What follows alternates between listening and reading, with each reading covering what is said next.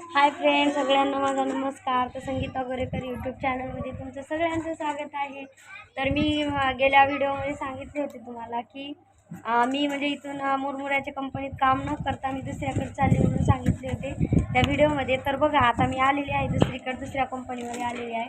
इथं म्हणजे आता पिल्ल्याला इंजेक्शन द्यायचं काम असते. छोट्या कोंबडीचे पिल्ले एवढे छोटे छोटे असतात, म्हणजे एक दिवस बर्थ झालेले असतात ते पिल्ले, त्याला इंजेक्शन द्यायचं आहे. तर इथं आलो आता कामाला. इथं कसं होते काय नाही माहिती नाही. आता इथं किती दिवस राहता काय नाही काय माहिती नाही. आता पुढचं तर माहिती नाही काय भविष्य काय होईल काय नाही म्हणून. आणि मी तिथं मुरमुऱ्याच्या कंपनीत काम करत होते. ते तर कंपनी वगैरे काय दाखवू शकले नाही तुम्हाला. तर बघा आता तर म्हणजे दाखवू शकेल बघा. आता हे तर कंपनी दाखवते तुम्हाला. इथं असले जागा रूम आणि कसं आहे काय नाही दाखवते. हे तुमच्यासोबत सगळ्यांसोबत मला शेअर करायला चांगलं वाटते. म्हणजे आपला यूट्यूब फॅमिलीसोबत सगळ्यासोबत शेअर करायला मला आवडते. आता तिथून सोडून आले आम्ही. थोडं प्रॉब्लेम झाले म्हणून मी तर त्या व्हिडिओमध्ये सांगितलेलंच आहे तुम्हाला. थोडे प्रॉब्लेम झाले म्हणजे ते माणूस आता थोडं म्हणजे जास्त दिवस झाल्यावर त्याला किंमत वाट नाही गेली आमची. त्याच्यासाठी आता म्हणजे हे कुठेही जायना काय नाही, तिथंच राहतात. पडून वाटू लागलं काय की त्याच्यासाठी आम्हाला थोडं किचकिच करू लागलं. त्याच्यासाठी आम्ही आल्या निघून.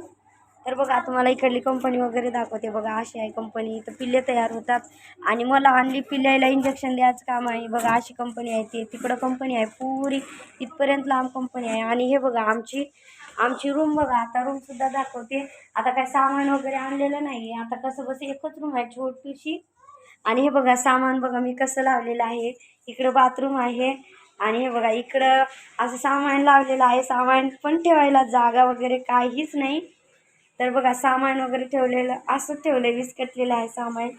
आणि बघा हे गॅस आहे माझ्याकडे. पहिलं मोठा गॅस होता पण पहिलं मोठा गॅस ते होता पण आम्ही काय केलं गावाकडं जाऊन ठेवून आला. म्हणजे आता तिथं बाहेरगावी आहोत ना, म्हणजे एवढं काही सामान असंच अचानक कधी लोक कधी का जा म्हणतात काय म्हणतात. तिथल्या लोकांची गॅरंटी नसते.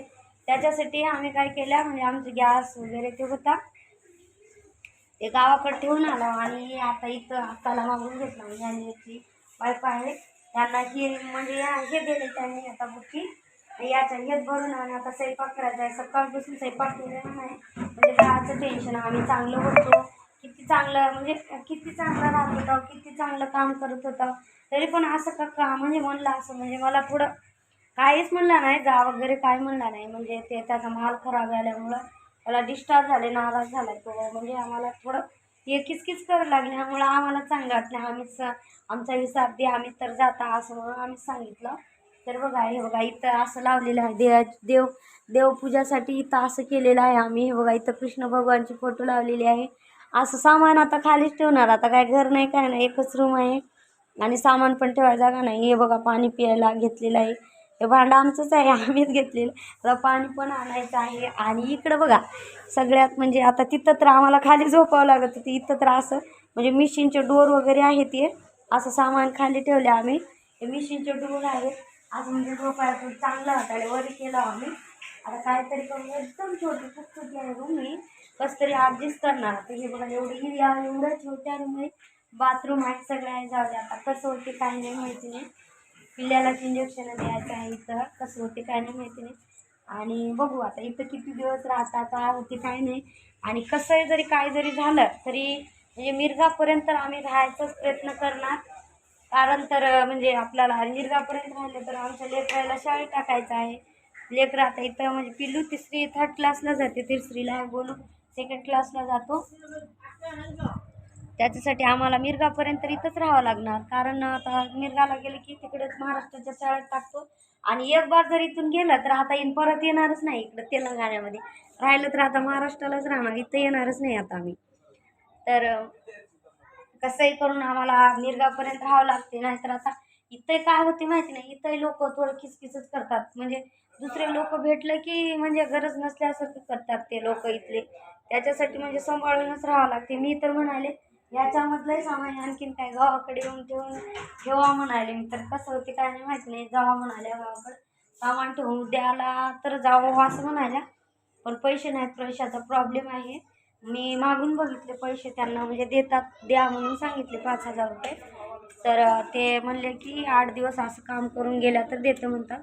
काय करतात माहिती नाही, तर विचारता त्यांची तब्येत चांगली नाही आहे, हॉस्पिटलमध्ये जायचं आहे.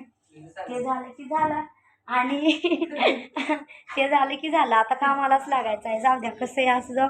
आता इकडे तेलंगणामध्ये आहेत ना आपण, आपलं काही चालत नाही, चलते पण काय करायचं, चालून पण काय फायदा आहे आपल्याला, कमाई करायसाठी आल्या म्हणून काय आहे.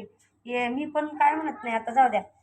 मी आता ते लोक काय म्हणतात तसं हो ना म्हणून आता कसंही दिवस काढणार आम्ही मिरगावपर्यंत म्हणा, आणि जर चांगलं जर राहिले तर मग राहणार, आता त्याच्याच मनावर आहे, आम्हाला जसं ठेवून घेतील तसंच राहणार आम्ही. तर बाय, नेक्स्ट व्हिडिओमध्ये भेटू, बाय.